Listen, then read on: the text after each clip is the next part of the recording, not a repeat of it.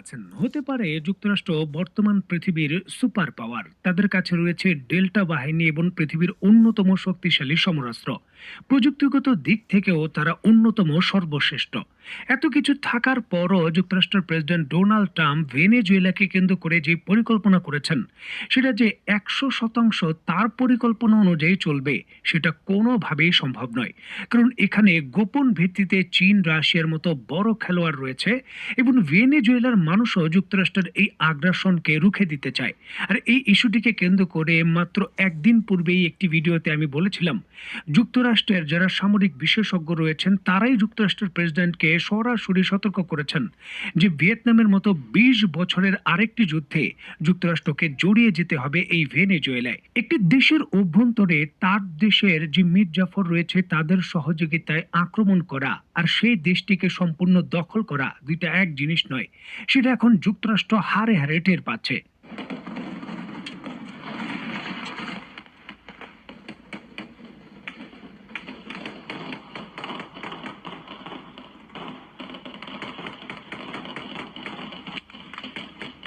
স্ক্রিনে বর্তমানে আপনারা নিশ্চয়ই দেখতে পাচ্ছেন ভেনেজুয়েলার প্রাসাদের ভেতর ভেনেজুয়েলার সিআই এর এজেন্ট এবং ভেনেজুয়েলার মীর জাফর বাহিনী যারা এটা দখল করে রেখেছিল তাদের উপর অতর্কিতভাবে পাল্টা হামলা চালিয়েছে ভেনেজুয়েলার মিলিশিয়া বাহিনী এবং তাদের সামরিক বাহিনী, এবং পুরো প্যালেস্টাইন নিয়ন্ত্রণ তারা নিতে সক্ষম হয়েছে। এবং আকাশে যুক্তরাষ্ট্রের যে ড্রোনগুলো রয়েছে তাদের প্রতিহত করার জন্যও চীনের কাছ থেকে প্রাপ্ত নতুন যে এন্টি এয়ারক্রাফট গান রয়েছে সেগুলো সফলভাবে ব্যবহার করেছে ভেনেজুয়েলা। দেখুন, নিজের স্বাধীনতা সার্বভৌমত্বের বিরুদ্ধে যেই সকল দেশের নাগরিকরা নিজের দেশের বিরুদ্ধে দাঁড়িয়ে অন্য দেশকে সহযোগিতা করে তাদের কোনো ছাড় দেওয়ার সুযোগ নেই, তাদের ক্ষমা করারও কোনো প্রশ্নই আসে না, যেটা ভেনেজুয়েলা বর্তমানে শক্তিশালীভাবে তার শক্তি প্রয়োগের মাধ্যমে প্রমাণ করছে। দেখুন, এমনটা হবে এটা স্বাভাবিক বিষয় ছিল। ভেনেজুয়েলার প্রেসিডেন্টকে উঠিয়ে নিয়ে যাওয়া আর ভেনেজুয়েলাকে দখল করা দুইটা ভিন্ন জিনিস। আর যুক্তরাষ্ট্র এই কঠিন পরিস্থিতিতে এখন পড়ছে।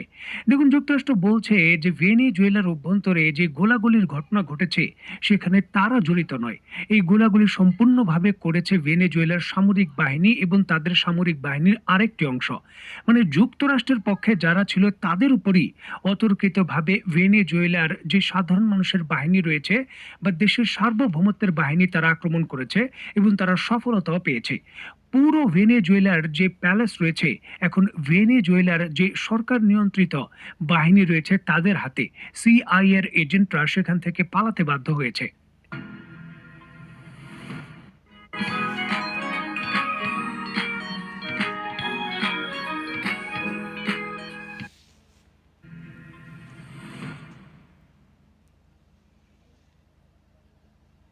ভেনেজুয়েলার প্রেসিডেন্টের উপর বা তার সার্বভৌমত্বের উপর যুক্তরাষ্ট্র যে হামলা করলো এটা শুধু ভেনেজুয়েলার ইন্টারনাল বিষয় নয়, পুরো পৃথিবীতে অন্যান্য যত ছোট ছোট দেশ রয়েছে বা অন্যান্য সামরিকভাবে কিছুটা দুর্বল দেশ রয়েছে সবার জন্য একটি ভয়ঙ্কর আতঙ্ক।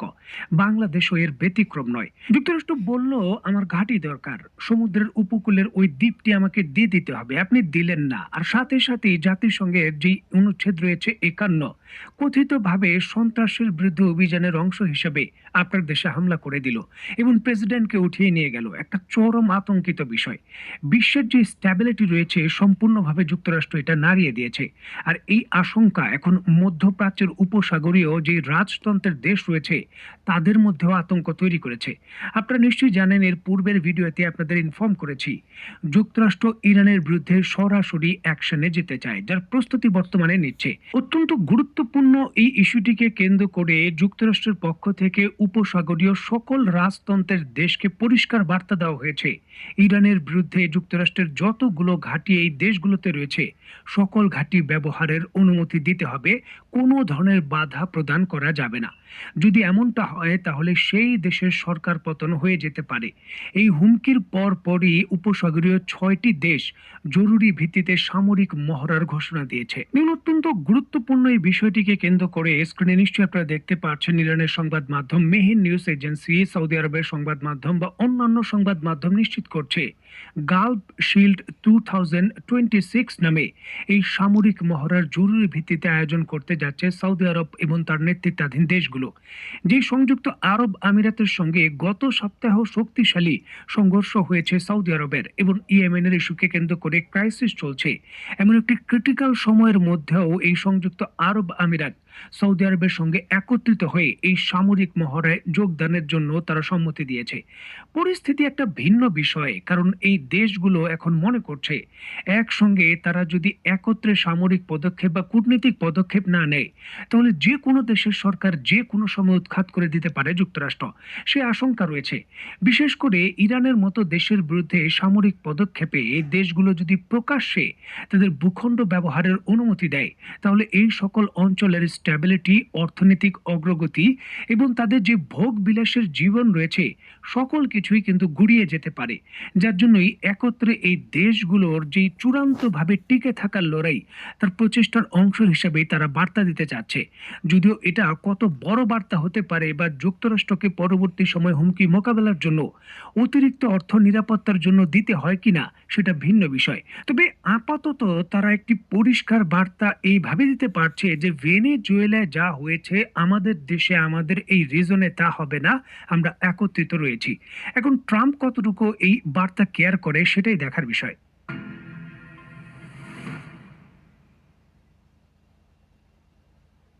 দেখুন, যুক্তরাষ্ট্র তার সুপার পাওয়ার বা পৃথিবীর নেতৃত্বের ক্রান্তি লগ্নে রয়েছে। চীন তাকে ওভারকাম করবে, এটা শুধু সময়ের ব্যাপার।